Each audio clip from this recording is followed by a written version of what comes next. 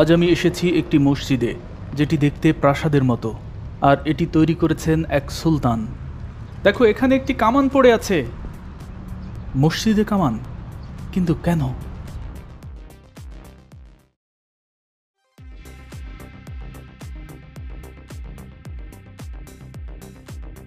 মালয়েশিয়ার রাজধানী কুয়ালালামপুর থেকে 432 কিলোমিটার দূরের শহর কেদাহ প্রদেশের রাজধানী আলোর সেতার থেকে শুভেচ্ছা জানাচ্ছি আমি জুবায়ের আল মাহমুদ। আজ আমি আপনাদের দেখাবো এমন এক মসজিদ যেটি প্রাসাদের চেয়েও রাজকীয়। আগের একটি ভিডিওতে আমি আপনাদের দেখিয়েছিলাম মালয়েশিয়াকে বদলে দেওয়া শাসক মাহাতির মোহাম্মদের বাড়ি, আর আজ আমি আপনাদের দেখাবো এমন এক বাদশাহী মসজিদ যেখানে তিনি নামাজ আদায় করতেন। শুধু মাহাতির মোহাম্মদই নন, এই মসজিদে নামাজ আদায় করতেন তার পিতা, ভাই বোন সহ আত্মীয় স্বজন, পাড়া প্রতিবেশী সবাই। হ্যাঁ দর্শক, বেঙ্গল ডিসকভারির আজকের পর্বটাই খুবই স্পেশাল, কারণ আজ আপনি এমন এক মসজিদ দেখবেন যেখানে প্রতি বছর আন্তর্জাতিক কোরআন তেলাওয়াত প্রতিযোগিতাও হয়।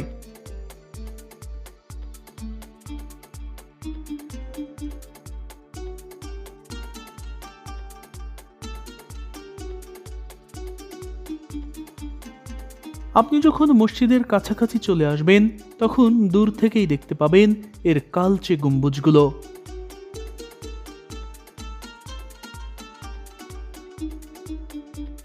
হ্যাঁ দর্শক, এটাই মালয়েশিয়ার কেদাহ প্রদেশের রাজধানী আলোর সেতারে দাঁড়িয়ে থাকা এক অনন্য সৌন্দর্যের প্রতীক মসজিদ জাহির। এটি শুধু একটি মসজিদই নয়, বরং এটি মালয়েশিয়ার ইসলামী ঐতিহ্যের হৃদয়, যার প্রতিটি কোণায় লুকিয়ে আছে শত বছরের ইতিহাস, রাজকীয় স্থাপত্য আর আধ্যাত্মিক প্রশান্তি।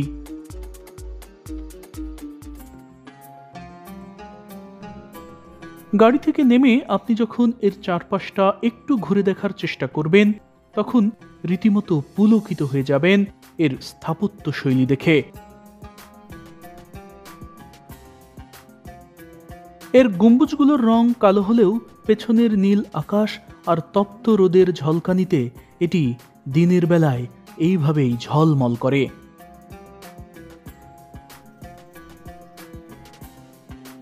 চারপাশে সবুজ প্রকৃতি আর মাঝখানে এই আলো ছড়ানো অনিন্দ্য সুন্দর স্থাপনা। আপনার হয়তো মনে হবে আজ আপনি সত্যি সত্যি চলে এসেছেন স্বপ্নের কোনো দুনিয়ায়। বাহিরের এই সবুজ প্রাঙ্গণ যে কারো বিষণ্ণ মনে অবশ্যই দোলা দেবে।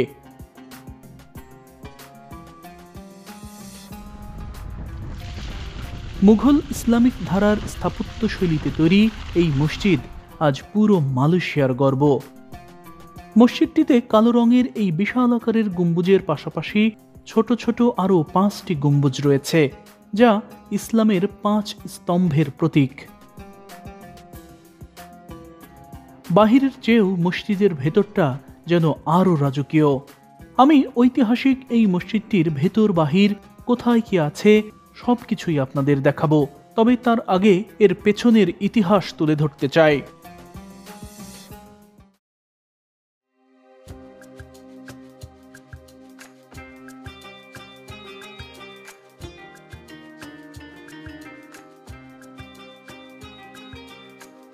মসজিদ জাহির শুধু একটি স্থাপত্যই নয়, বরং এটি এক রাজ্যের সংগ্রাম, স্মৃতি আর ঔপনিবেশিক প্রভাবের প্রতিচ্ছবি। 1912 সালে কেদাহ রাজ্যের 26তম সুলতান আব্দুল হামিদ হালিম শাহ এই মসজিদটি নির্মাণ করেন। সুলতান আব্দুল হামিদ ছিলেন একজন আধুনিক মনস্ক শাসক, যিনি শিক্ষা, সংস্কৃতি আর ধর্মীয় ঐতিহ্যকে বিশেষ গুরুত্ব দিতেন। তিনি একটানা প্রায় 62 বছর এখানকার সিংহাসনে ছিলেন। তবে এই মসজিদ নির্মাণের পেছনে লুকিয়ে আছে এক বেদনার ইতিহাস।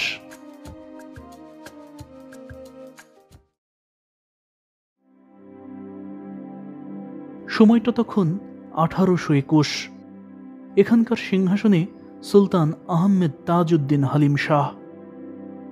বহু আগে থেকেই এই কেদাহ রাজ্য ছিল উর্বর কৃষি অঞ্চল এবং সমুদ্রপথের বাণিজ্যের জন্য গুরুত্বপূর্ণ পয়েন্ট। এখানকার উর্বর ভূমি এবং সমুদ্র বাণিজ্যের লোভে ওই সময় সিয়াম সৈন্যরা এখানে আক্রমণ করে।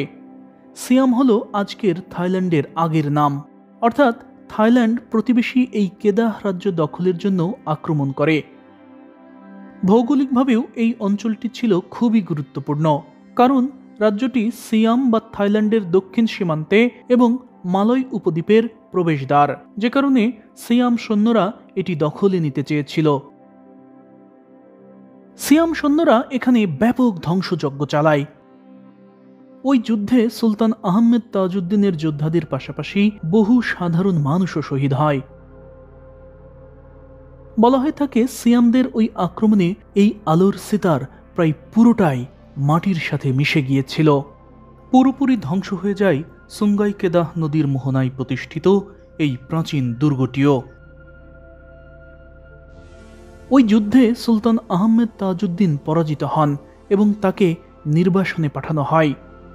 তবে 20 বছর পর ব্রিটিশদের হস্তক্ষেপে সুলতান আহমেদ তাজউদ্দিনকে সিয়ামরা পুনরায় ফিরিয়ে নিয়ে আসে, কিন্তু এবার তাকে সিংহাসনে বসানো হয় একজন করদ রাজা হিসেবে, যিনি নামমাত্র সিংহাসনে থাকবেন কিন্তু কাজ করবেন সিয়ামদের হয়ে। 1845 সালে মারা যান সুলতান আহমেদ তাজউদ্দিন। এরপর সিংহাসনে বসেন তার পুত্র সুলতান জয়নাল রশিদ আল মুআজম শাহ। মূলত এই সময় থেকেই এখানকার সুলতান সিয়াম এবং ব্রিটিশদের সাথে ব্যালেন্স করে চলা শুরু করে। এভাবেই বয়ে যেতে থাকে সময়, বছর, যুগ।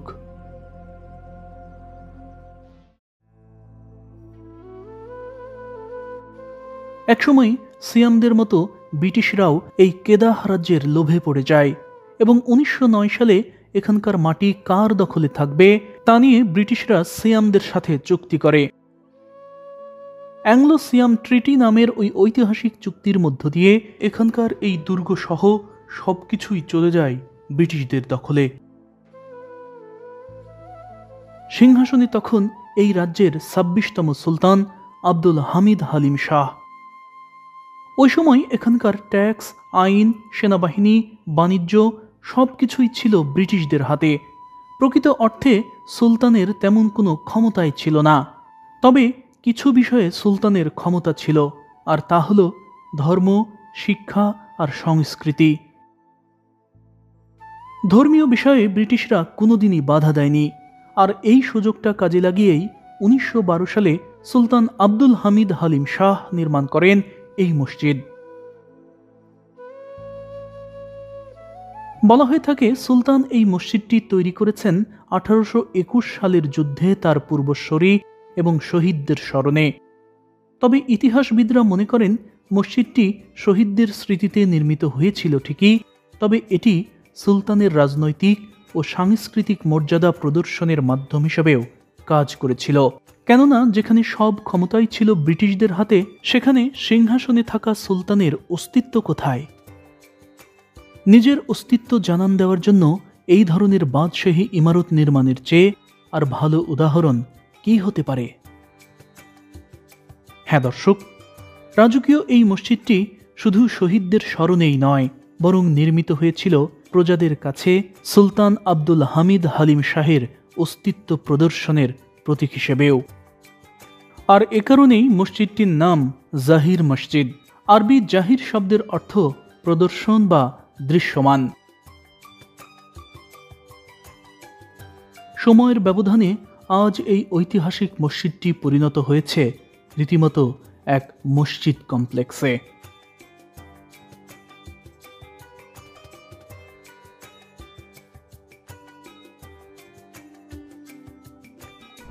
দর্শক, এই যে দেখুন মসজিদের পশ্চিম পাশে গাড়ি পার্কিং করে রাখা হয়েছে। এটা আসলে পার্কিংয়ের জায়গা।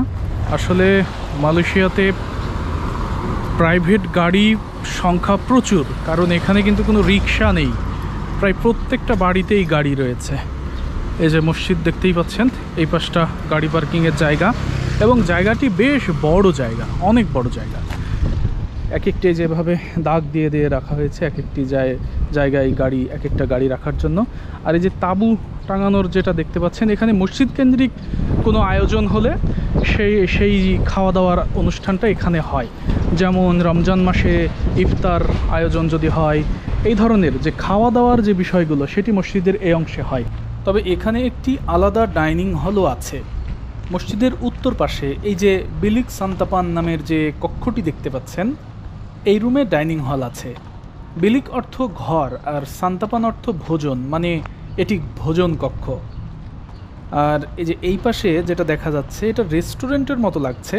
আমি জানি না আসলে এখানে খাবার কিনতে পাওয়া যায় কিনা, তবে এখানে রান্না বান্না হয় তা বুঝতে পারছি, কারণ এখানে চুলা আছে। ওই পাশে দেখুন, দেখেছেন একেবারে নদী, কি সুন্দর নদী। এই হচ্ছে নদী, এবং নদীর পানিগুলো একটু দেখুন, একেবারে ক্যামেরায় ভালো আসছে কিনা জানি না, কিছুটা লালচে ধরনের। ওই যে দূরে যে বাড়িগুলো দেখা যাচ্ছে, ওই পাড়াতেই মাহাতির মোহাম্মদের বাড়ি।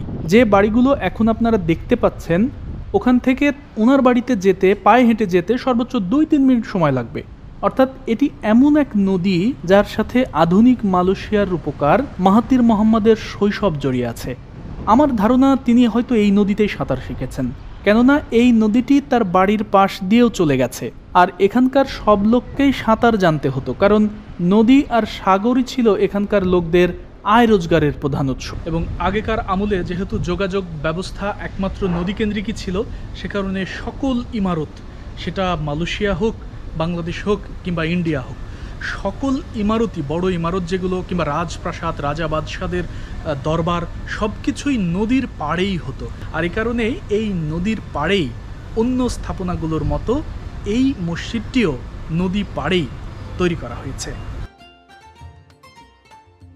হ্যাঁ দর্শক, এই মসজিদটি যখন তৈরি করা হয়, তখন মালয়েশিয়ার অর্থনৈতিক অবস্থা আজকের মতো উন্নত ছিল না। তখন তারা মাছ ধরেই জীবিকা নির্বাহ করত। অর্থাৎ এখানকার অধিকাংশ মানুষই ছিল জেলে, যাদের জীবন ছিল নদী আর নৌকা কেন্দ্রিক। নদীপথই তাদের জন্য সহজ ছিল, যে কারণে এই মসজিদটিও তৈরি করা হয়েছে নদীর ধারেই। এছাড়াও মসজিদটির পশ্চিম পাশে দেওয়ান আজ-জাহারা নামের এই যে ইমারতটি দেখতে পাচ্ছেন, এর অন্দরেই রয়েছে দারুণ একটি অডিটোরিয়াম, যেখানে স্থানীয় এবং আন্তর্জাতিক ধর্মীয় সেমিনার, শিশুদের শিক্ষামূলক অনুষ্ঠান, কমিউনিটি মিটিং, বিয়ে শাদী এবং অন্যান্য সামাজিক কার্যক্রম অনুষ্ঠিত হয়।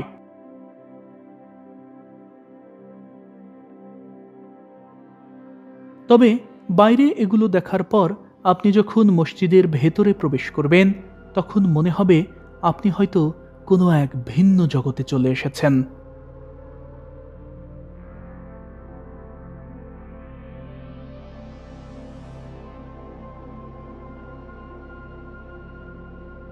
ভেতরের প্রতিটি দেয়ালেই রয়েছে সূক্ষ্ম আরবেক্স নকশা, পাথরের কারুকাজ, আর রয়েছে কোরআনিক আয়াতের মনোমুগ্ধকর ক্যালিগ্রাফি।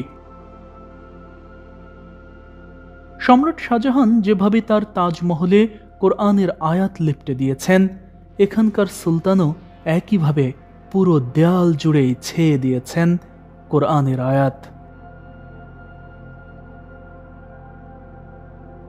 হ্যাঁ দর্শক, মূল মসজিদের অন্দরের পুরো দেয়াল, এমনকি ছাদ অবধি লিপটে রয়েছে দারুণ সব নকশা আর কারুকাজ।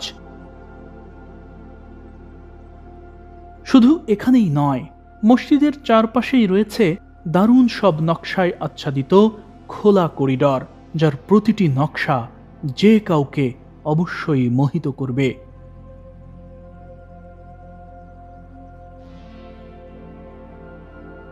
শুধু এগুলোই নয়, এখানকার খোলা বারান্দার ফাঁকগুলো, বাইরের সবুজ মাঠ যখন আপনার চোখে পড়বে, সেই দৃশ্য দেখার মতো।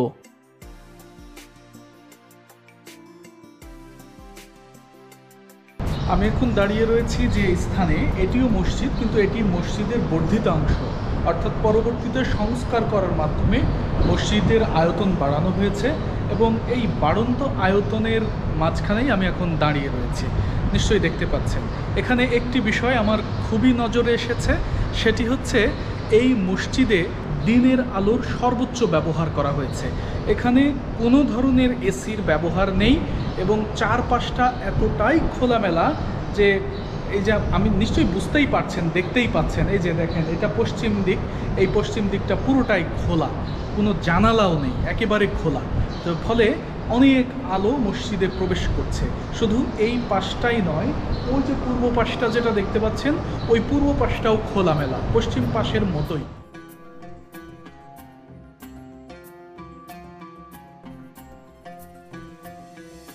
মূল মসজিদের অন্দর থেকে সোজা এ পথে গেলেই আপনি পৌঁছে যাবেন এই বর্ধিত অংশে।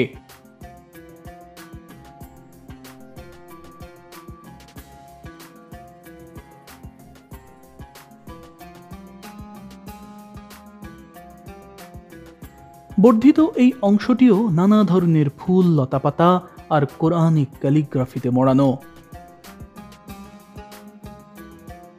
হ্যাঁ দর্শক, এই মসজিদ শুধু এই রাজ্যেরই নয়, বরং এটি পুরো মালয়েশিয়ারই অন্যতম প্রধান ইসলামী নিদর্শন। এটি এমন এক মসজিদ যেখানে ইতিহাস, স্থাপত্য আর আধ্যাত্মিকতা মিলেমিশে একাকার হয়ে গেছে। যেই মসজিদ 1 শতাব্দী ধরে দাঁড়িয়ে থেকে আগামী প্রজন্মকে জানান দিচ্ছে আমার বুকেও রয়েছে ইতিহাস আর আভিজাত্যের গল্প।